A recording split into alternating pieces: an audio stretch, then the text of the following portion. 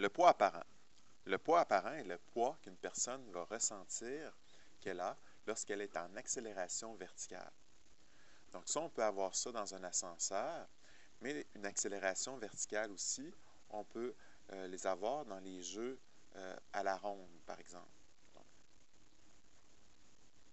Donc, dans un jeu à la ronde qui va avoir une bonne accélération, donc on va dire qu'on va se sentir lourd, on va se sentir plus léger, puis c'est vraiment ça qui va nous amener certaines sensations et les maux de cœur. Donc, des fois, on va dire qu'un jeu va avoir une force, une accélération de, par exemple, 4G. Mais qu'est-ce qu'on veut dire avec le 4G? C'est qu'on a 4 fois l'accélération gravitationnelle terrestre. Donc, qu'est-ce qui va se passer? C'est qu'une personne va ressentir un poids apparent, qui est 4 fois plus important que son poids réel lorsqu'il est au repos verticalement. Donc, si on prend certaines notes sur ce sujet, la première chose qu'on peut dire, c'est que le poids apparent n'est pas égal au poids réel.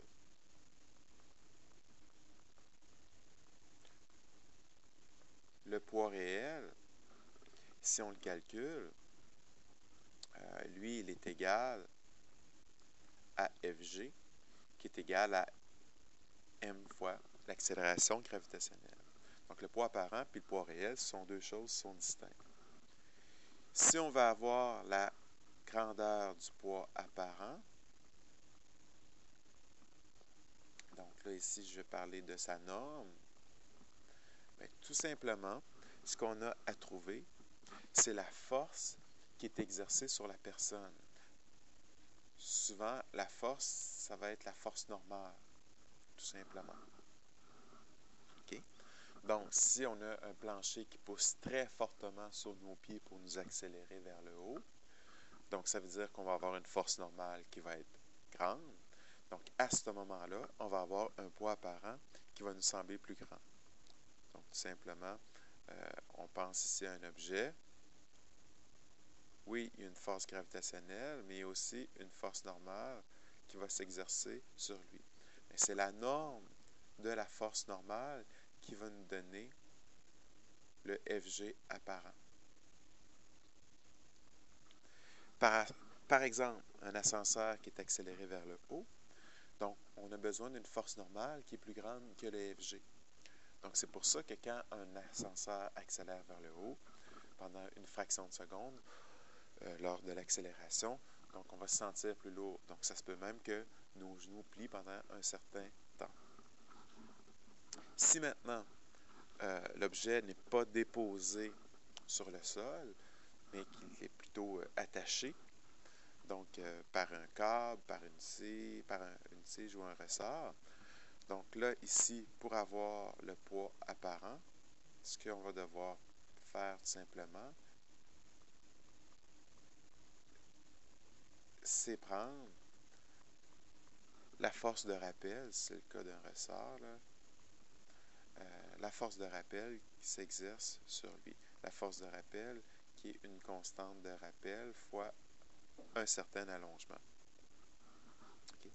Si c'était une corde, on pourrait parler d'une tension. Okay. Donc, dépendamment de ce qui va supporter l'objet, le poids apparent va être la norme de cette grandeur-là qui supporte l'objet. Souvent, on peut aussi parler d'une notion particulière qui ne veut pas dire grand-chose tout de même, qui est la masse apparente. La masse apparente, tout simplement, c'est que on va utiliser la notion de poids apparent. On va avoir la masse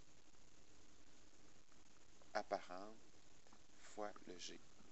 Donc ici, la masse apparente qu'on va calculer ici, bien, ça ne correspond pas à la masse réelle. OK? Donc, c'est deux choses distinctes. Une masse apparente, c'est vraiment là, quelqu'un, au lieu d'avoir une masse de 50, il se sent, c'est vraiment juste une sensation. il sent comme s'il y avait une masse, par exemple, de 60 kg au lieu de 50. Donc, si on fait un problème là-dessus, l'exemple H, on a un ascenseur qui est accéléré vers le haut. Ceci influence, bien sûr, le poids apparent de la personne qui est placée dans l'ascenseur. Donc, comment on va faire pour calculer le poids apparent? Donc, ici, on a la masse de la personne, 50 kg. On a l'accélération de l'ascenseur vers le haut lorsqu'elle décolle. On s'entend que l'ascenseur ne gardera pas cette accélération-là tout le long de son déplacement. Donc, c'est juste au départ. Ce qu'on va devoir trouver FG, on va devoir trouver la force résultante. Et une fois qu'on va avoir la force résultante et la force normale, on va pouvoir ensuite trouver le poids apparent. La première chose à faire, c'est représenter la situation. Donc, ici, nous avons la personne. Le système de référence ici, nous allons l'orienter positivement vers le haut, puisque l'ascenseur accélère vers le haut. Si on regarde les forces qui sont présentes, nous avons la force gravitationnelle et nous avons la force normale. Ici, la force normale doit pousser avec une force qui est plus grande que la force gravitationnelle si on veut que la personne soit accélérée vers le haut. Donc, de façon à ce qu'on ait une résultante positive vers le haut. Donc, ici, FG, la force normale et la force résultante. Si on utilise le tableau de force pour représenter le tout, donc en X et en Y, FG ici, force normale ici, la résultante qui est à part. Là, ici, en X, il ne se passe rien, donc on n'a pas besoin de s'en soucier. La force gravitationnelle, donc nous avons la masse 50, donc 50 fois l'accélération gravitationnelle. On va utiliser 10 au lieu de 9,8.